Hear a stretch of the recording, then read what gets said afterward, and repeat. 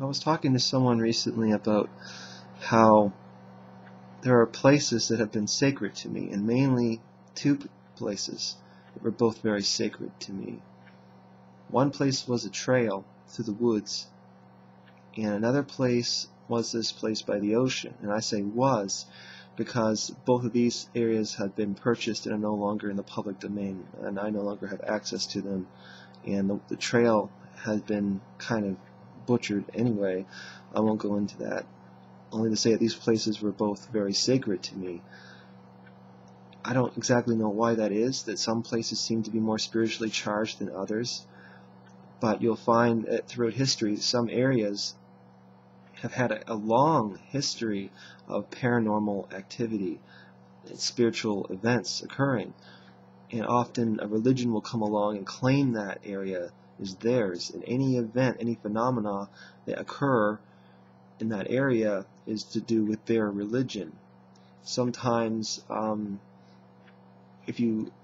geologists will actually discover a more ancient temple beneath that one, and so you have a situation where one religion after another is coming along and claiming that area and the phenomena is theirs.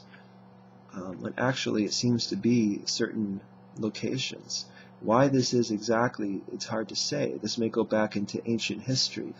They may be burial grounds of spirits that perhaps died in unnatural ways and have either cursed that area, or perhaps spirits who dwell there who blessed it.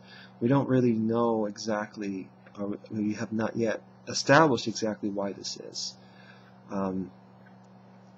But anyway, some places you just feel so inspired when you're there. Some places, through my many travels through the woods, there are areas that I just know that I need to avoid, that just don't want you to be there. And I've had experiences like that. I'll probably share some point down the road. And then there are positive places where you feel very inspired. Now, not everyone, of course, will feel that way with a place. And some places may feel more sacred to you than to someone else. There's a lot of mysterious factors, you might say, that go into this. But two places were sacred to me. And in these places, I found that I could really let go of all my ego-level attachments to the world. And more so than that, I felt inspired. And a lot of story ideas and things would come to me that would change the way that I looked at life even. I've always had the ability to meditate and to experience the eternal moment, but these two places were the most special for me. However, there have been other places where I've also been able to achieve this, and almost anywhere in the woods. And on the eternal moment, there is a space, a psychological space, so to speak, of peace and quiet and tranquility, a state of nirvana, the center of yourself, the spirit. It is free from all worries and concerns about the future, and so forth. Alan Watt, not to be confused with Alan Watts, Alan Watt used to speak on this, and he would say that if you have a sink load of dishes that you need to work on, not to look at it as work, as a job, which is work that you have to do that you don't want to do, but look at it as play. But more specifically, look at it in terms of that you only have to do one dish at a time. The only thing that exists is this moment right now. The past and the future are illusions. The only thing that's real is you in this moment right now. And so this one dish is the only dish that you'll ever have to do. Now that sounds like a mind trick to try to get you into doing something you don't want to do, but actually I see the wisdom in that. We need to live in the moment. We are meant to be here in this world, and we are meant to experience this world from that true state of mind. The true self experiencing the eternal moment. But we are not supposed to do that. The system does not want us to do that.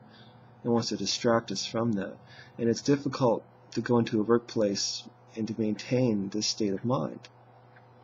But you may also find that you can do a lot better work, and you can in some ways see things and come up with ideas that other people couldn't. You don't have to focus when you are centered like this, because focus, to focus means, of course, to focus in, and you don't have to focus in because you are aware. You don't make nearly the mistakes that you would make when you're scatterbrained and your mind's all over the place. When you are calm and centered, you are there. And there's also the strengthening of intuition. I used to go walking along the rocks around the coastline and other places, and sometimes, of course, these rocks would get slippery with fungus and seaweed and whatnot. And you know what? On my intuition, I don't remember ever slipping. I'd never slip. And I'd go up and down these rocks. I'd be by myself. And understand that if I fell on some of these rocks that were quite sharp, quite a fall sometimes, I'd seriously injure, if not kill myself. And there'd be no one around, and especially if the tide is coming in. But I never had any fear, no concern, and I never slipped once. If, however, I lost the center, the calm center, the spirit center, then I would slip. And my mind would be going, oh my God, this is dangerous, and then I start slipping. Then I have to be really careful and practical to get myself back, off of the rocks. But with going with intuition, I never had to worry about it. At any rate, the true self, the calm center, living in the moment is how we're meant to live. Again, like Alan Watt would said in a video I saw recently, that life is like a musical. It's not about the ending, it's about the experience. We're meant to experience this, not to escape the experience, but to experience.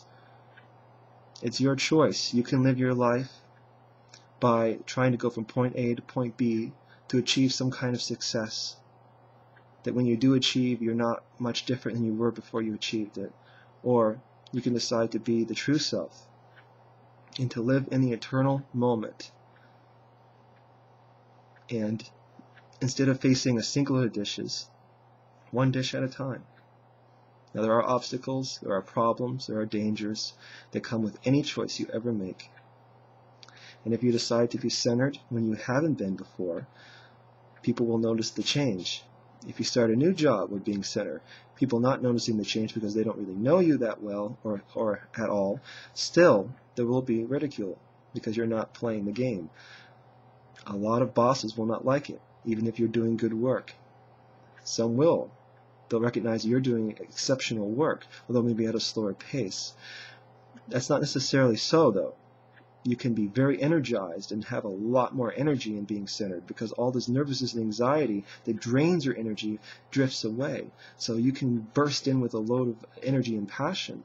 However, it tends to vary a lot in my experience, and that doesn't go well. You're always told to go at a slow and steady pace. But anyway, there's good and bad to it.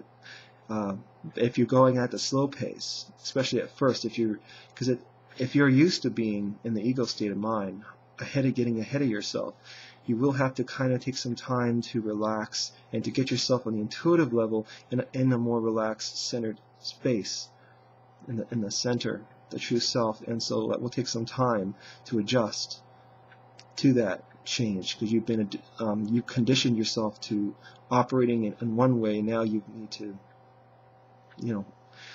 move through life in a different way in the center, and that takes a little bit of adjustment on the psychic intuitive level. And so anyway, in doing so, you may be slow for a while, and this might mean that you could be called slow-witted, lazy, and of course dreamy, out there, not paying attention, but your work will be better quality and so on. I'm mentioning work because that's the number one concern that people have when you're talking about the center and the true self. People feel like that's not an option, that they have to work. Well, you do have that option. No matter what you do, there's risks, there's problems, but it's your choice if you want to experience this world or if you want to cheat yourself out of the experience of life.